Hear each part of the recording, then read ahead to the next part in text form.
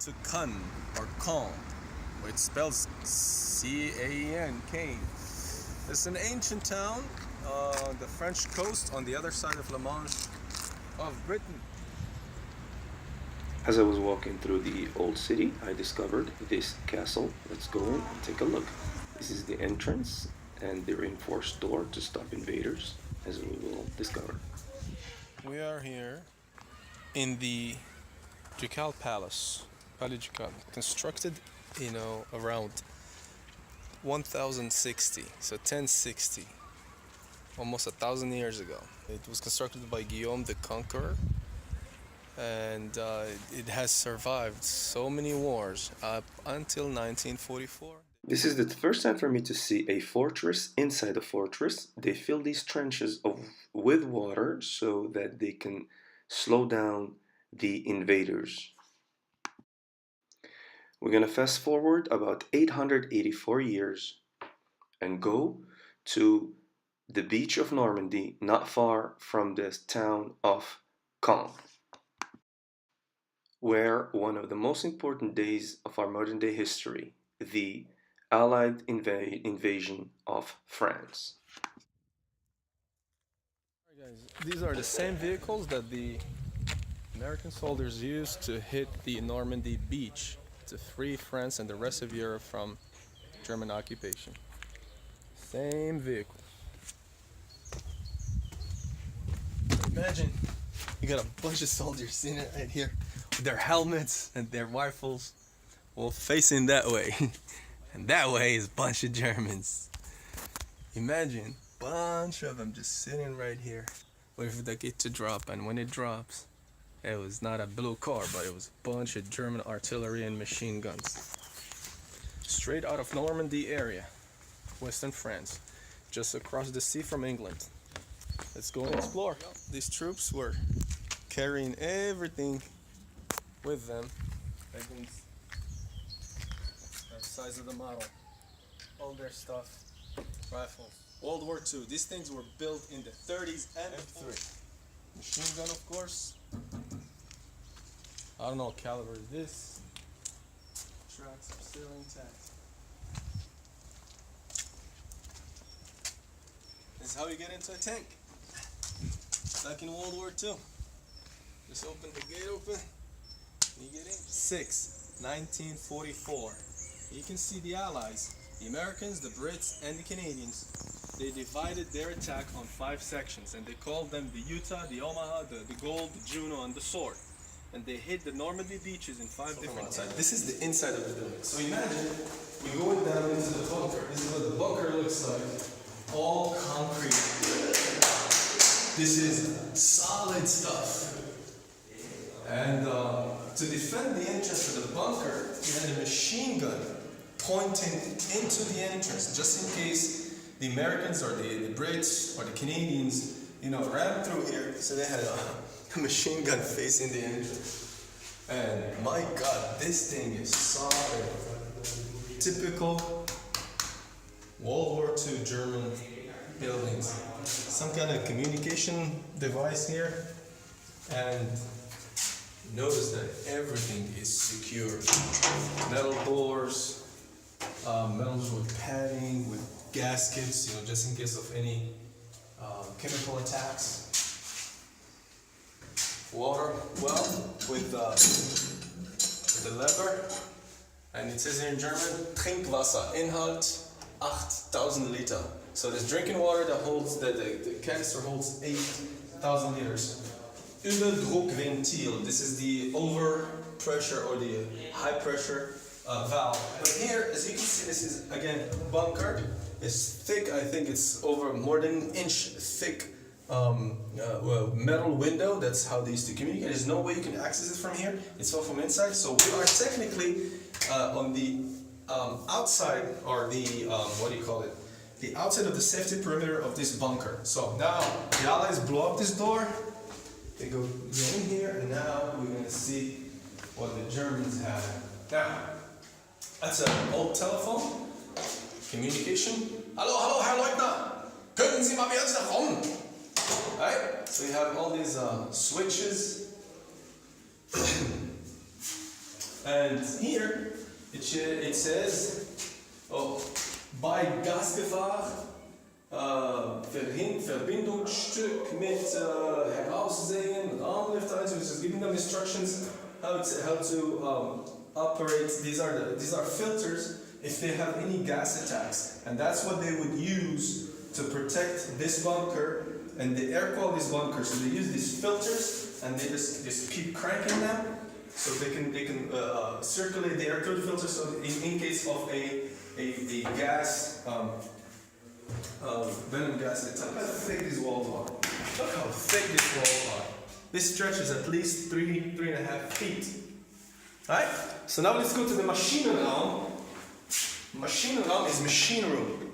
Oh, by the way, so these windows we talked about earlier, once they lock them, that's how they communicate. Now if they see someone come from there, shoot at them or talk, or see if the guy has permission to come in. If not, just hold there. Electronics room, I think, electrical room.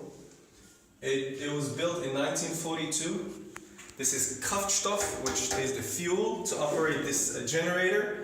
It looks like this is a gas-powered or diesel generator. The ventilator, the coolant come here, and there's a big electric generator right here. This is what produces electricity for this entire structure. So from this generator, these cables go to the breakers and then to the distributors. And you can see how they would adjust them. This is installed on marble, so it would not conduct electricity. And this is the main switches. And now, there is that guy who's pointing at the door. So this soldier who's pointing at the door, you know, is wearing a gas mask. Let's look at the door. See the door where this guy is sitting behind? So this door, the reason it has this many safety is because of pressure. Because when a bomb detonates next to a building, the shock wave will just disperse through the building, through these openings, through windows, and that's how people die from the shock waves. The shock wave that kills people, and then the shrapnel. Now this gate right here is locked with pressure, with a gasket, in case of a gas or a gas attack, like a poison gas attack, so this guy will be safe inside. And he has his own air supply to that little, you know, watch. Warning, jeder Franzose, die fahren gegen die Deutsche. This is like a declaration they did against the French, and any French person who opposes the German powers will be tried, whatever.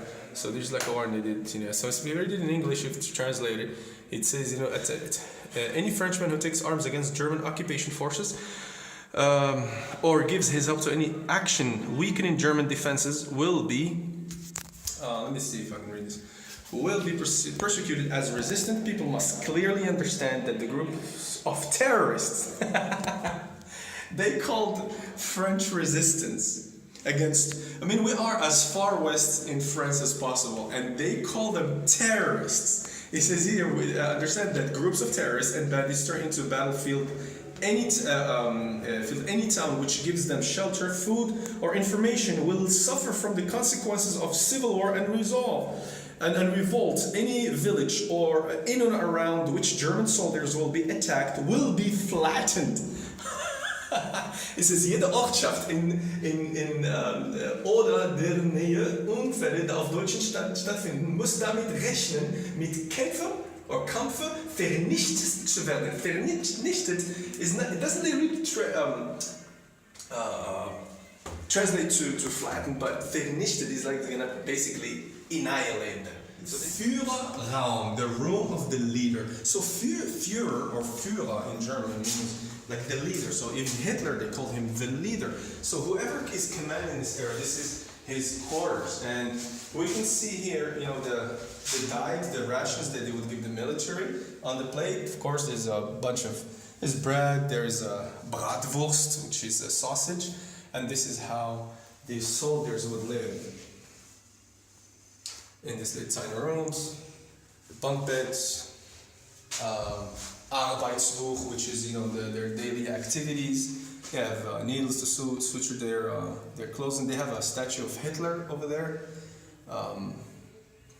Shaving stuff, stamps, wax for their letters, pencils, alarms, communication devices, a bunch of other camera equipment. their flag and pictures of whomever that is. It says die missbrauchten Liebesbriefe. And right there, it's the misused love letters. I guess that the soldiers had to write love letters to their families or their wives. So, I don't know what Lazarette means, but let's see what it means. Lazarette is the medical room. So you can see here how they would have their operating with the Sauerstoff bottle. Sauerstoff means oxygen in German. And you can see their medical equipment, and it's just amazing.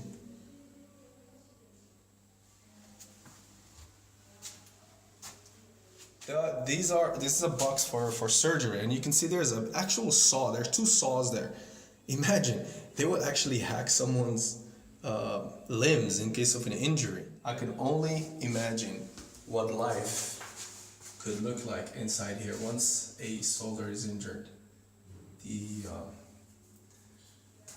For those of you guys who like to play video games and play war games, Call of Duty and all that stuff,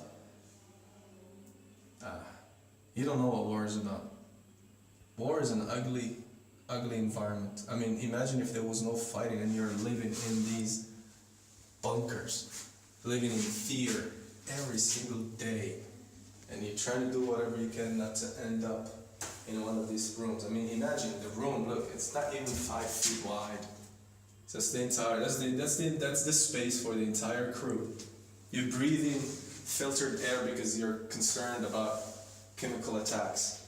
The armory is this guy basically fixes weapons, and he has of course he controls what goes in goes out. That's his tools, and they give him instructions of the tools. And we're here in the Bereitschaftsraum, the readiness room. So let's see what they have in the readiness room. Here is the history of construction. So from 40 to 41, the Germans are starting to lay foundation of this bunker. Bunch of reinforced concrete. Of the German equipment, cigarettes, all kinds of cigarettes, and then they have a bunch of stamps here. And you know, I don't know what these things were for.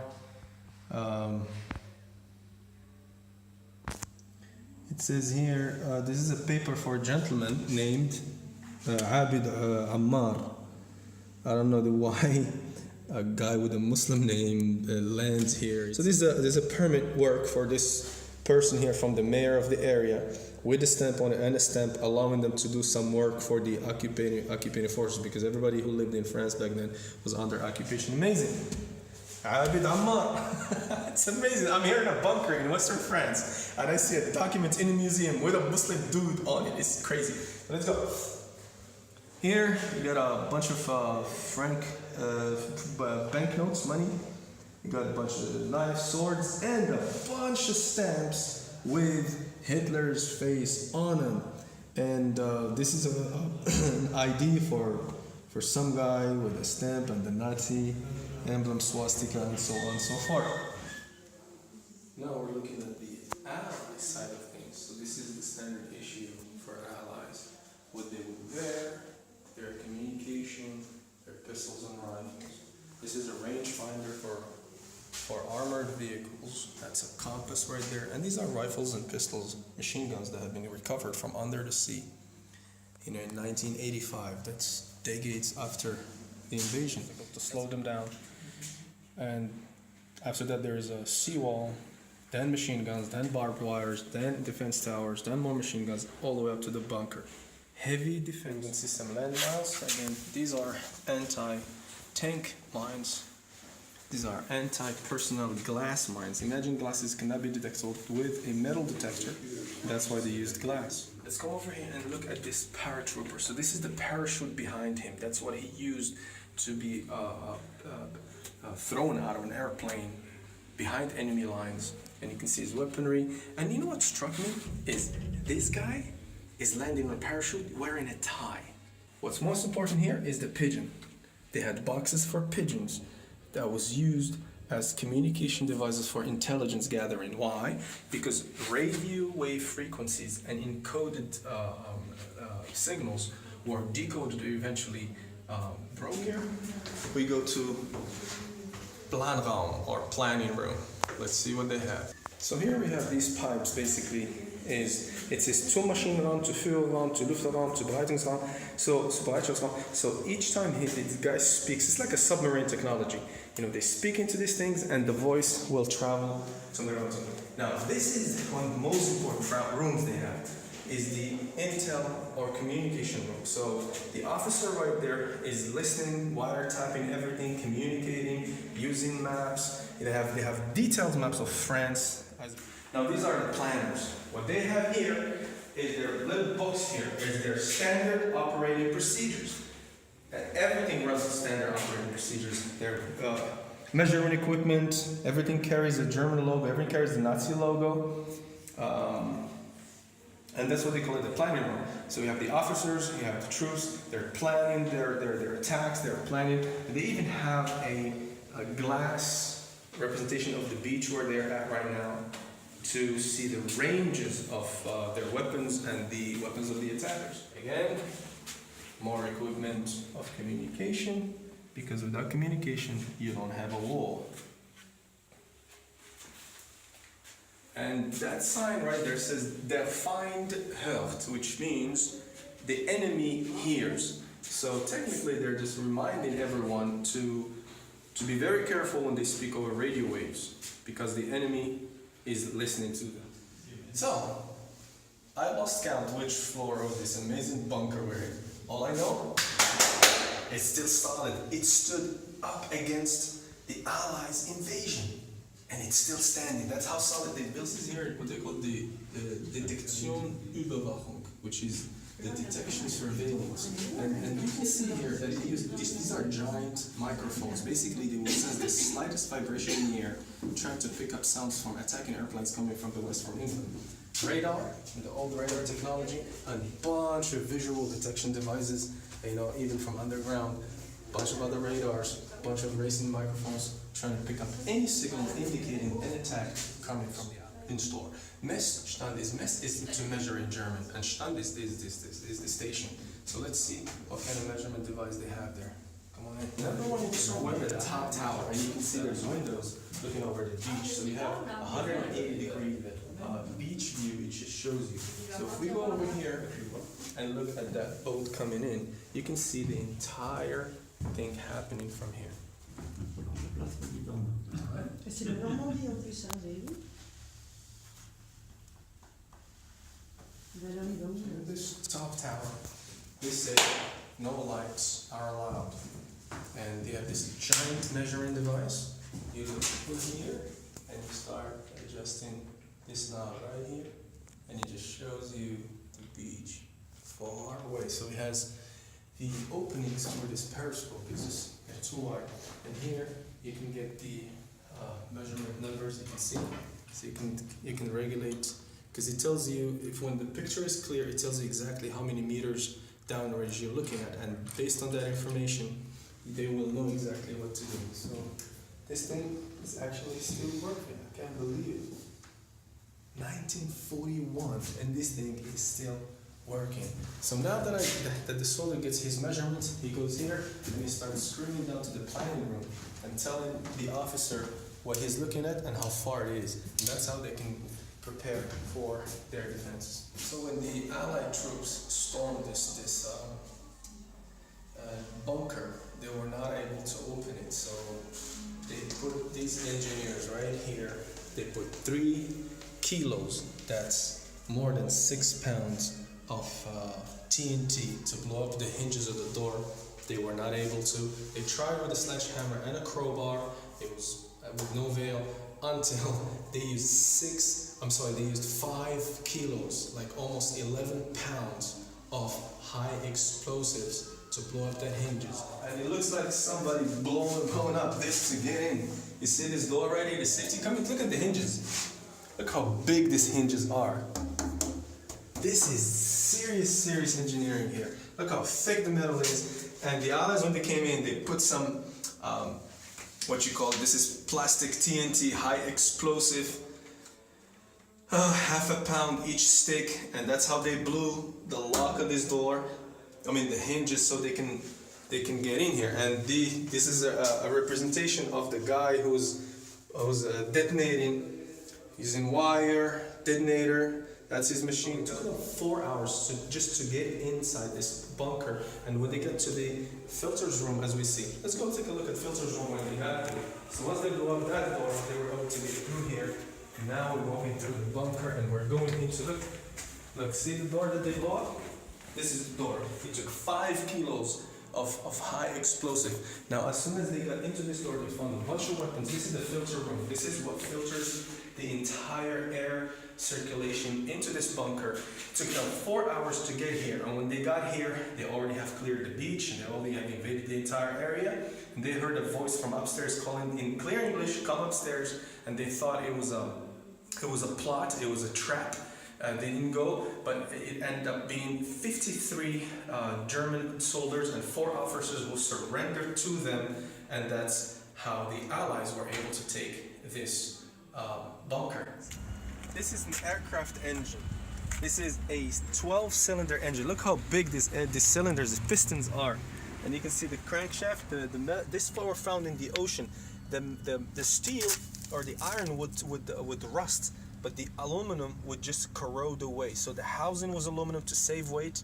The rest of it was steel. This is the front pinion of the crankshaft. This is a site. It's called the Park of the Free Frenchmen.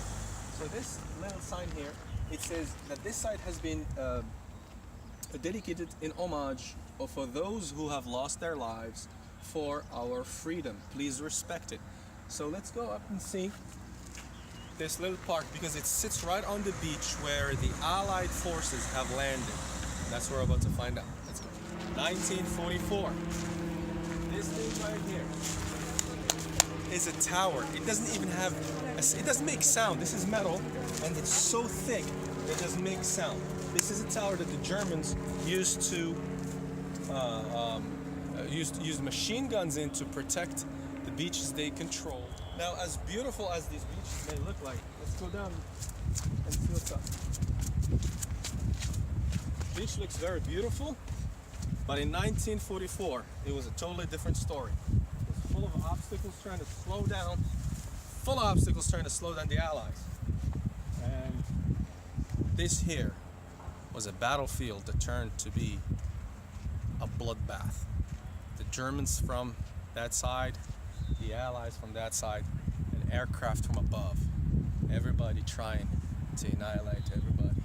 I wonder if those poor soldiers who were drafted to fight another man's war, to defend another man's property, I don't know if they're really signed up for this. I guess that's humanity. And I don't think it has changed much. So imagine yourself a young German officer or a young German soldier, and you're holding your gun and you look down this beach and you see the entire Allied forces coming at you. It's a scary feeling that you have to defense what? You have to defense a bunch of sand. That's your position. And you have to run up to the bunkers and the bombs start falling and the soldiers start falling from the sky with their parachutes. It is amazing. By the same token, imagine yourself a young Allied trooper. You're running up here, you're one of these Yankees, going up, and bombs and bullets starts raining down on you, imagine. Because some of these guys did not even make it across the lid of their amphibious vehicles. And they died even before they put their foot on this French beach. This wraps up our visit to the Normandy area in France. Stay tuned as we go south towards the areas conquered by the Muslims in central and southern France as we get closer and closer to Spain. Jazakumullah khairan. Assalamu alaikum wa rahmatullah.